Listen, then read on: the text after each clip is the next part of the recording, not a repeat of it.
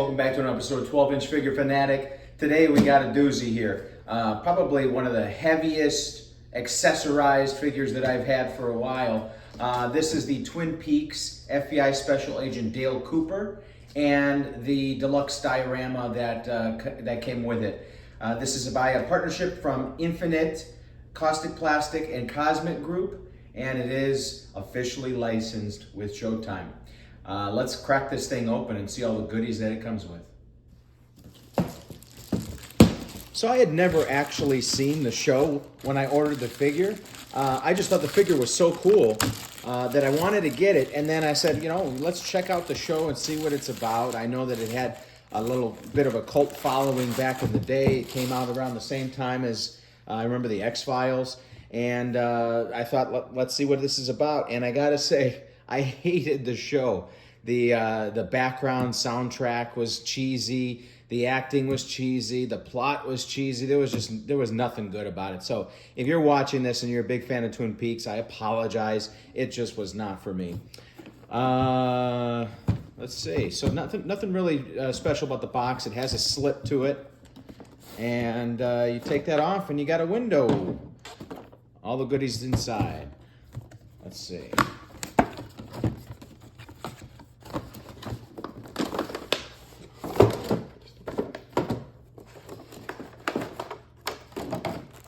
Okay. Hello, Mr. Cooper.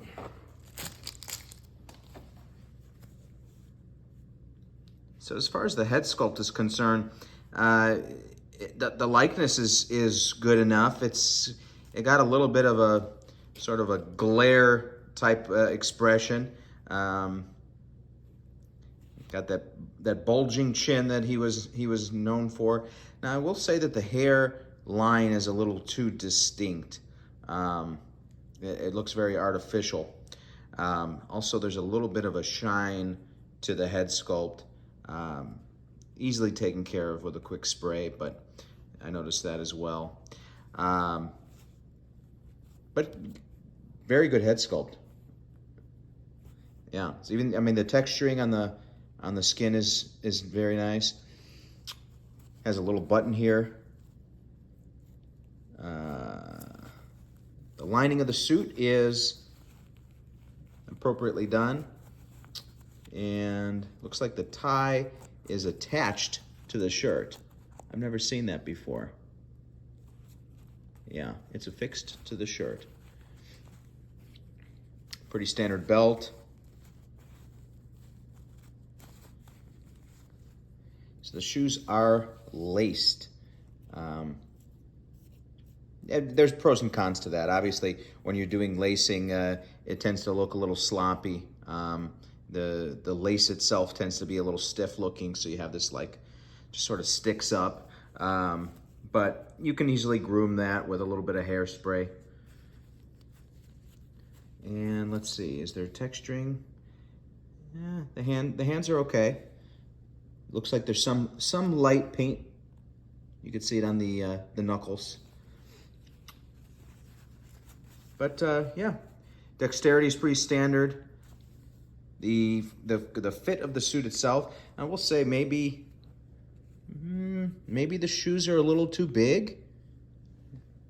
Take a look. I mean, they look a little cartoonish to me. You can't really tell from the side, but there's just something about them. Yeah. Anyways, let's see what else it's got here.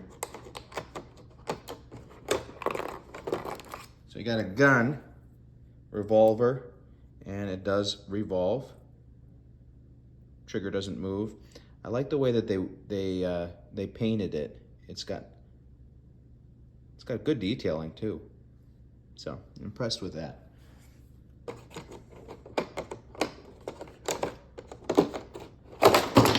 Oof.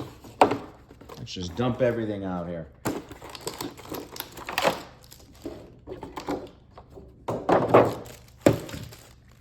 All right, so you've got some extra hands for holding and pointing, whatnot. All of them are weathered appropriately. Good detailing on that. Yeah, even the underside. So you've got this magnifying glass light thing, a Twin Peaks mug with coffee in it,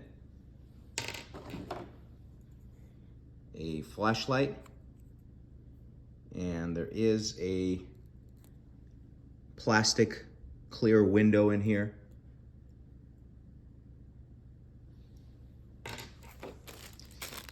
The overcoat.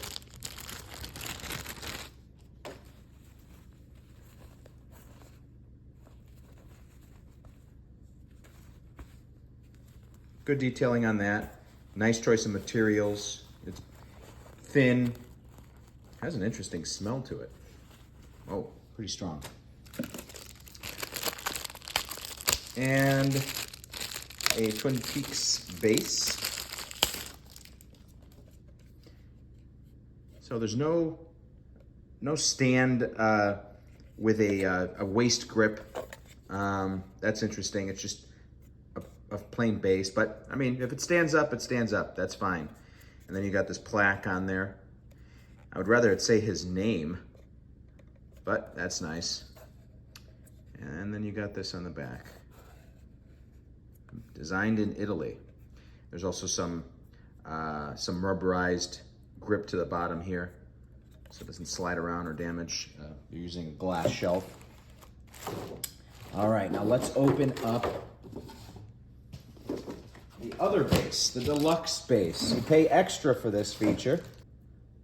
Before we move on to the deluxe base, I just found the badge. So here's his badge, and it does have a clip on the back.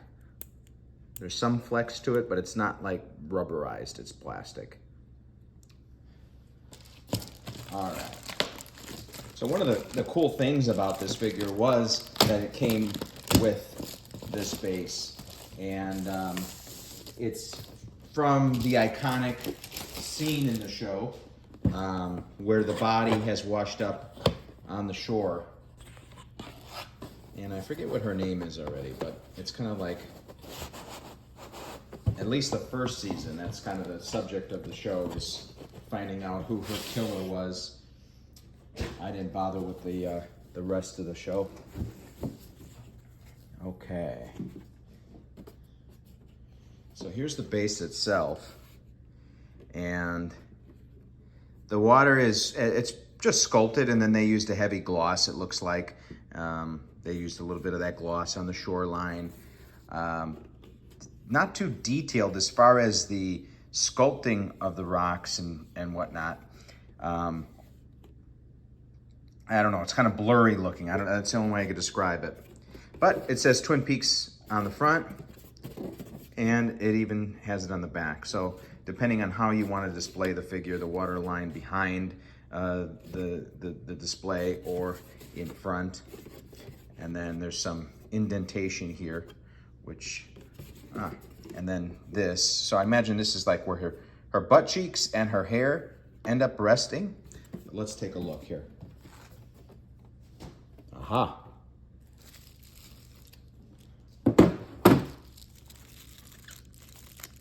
Okay, so it's already wrapped in plastic. It is a single sculpt, it looks like.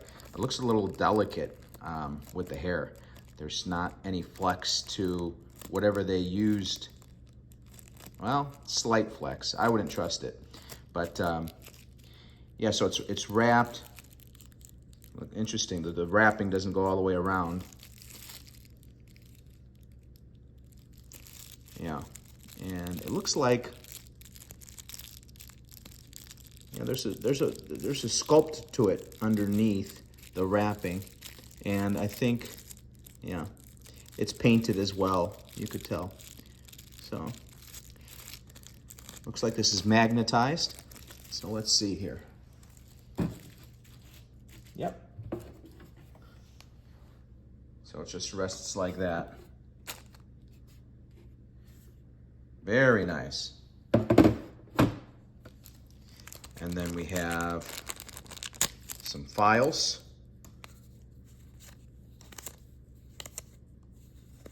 Autopsy report. sketch of the killer. Little paper clips, little jumbo looking. I've seen better. This looks like a business card or note. Wanted poster. Autopsy photo. Yeah. I would have appreciated like a manila envelope or a file folder. That would have been nice, but the paper clips I guess will do. So let's get this thing set up, and then I'll give you my final thoughts on all this. All right, so here it is all set up. Before we get into that though, I found the tape recorder, because it occurred to me as I was looking through everything, like he's well known for recording in his tapes like regularly throughout the show. So it's kind of important that he have this. So let me put that right there. So another thing I noticed is that the bottom of his feet are magnetized and it attaches to the base. So they thought of everything. So not only does this figure attach via magnet, but the bottom of his feet. So that works out very nicely for displaying it without having to worry about it falling over. Put together, this thing is outstanding. I mean, I'm definitely going to be displaying it like this, recreating that iconic scene. Not going to use this, although it's decent enough. But what a great looking set. And caustic plastic has never failed to disappoint me as well. So on a scale of 1 to 10, I'm going to give this a 9.5. The only shortcoming being essentially the hairline of the head sculpt. That everything else I have nothing real bad to say about. See you guys next time.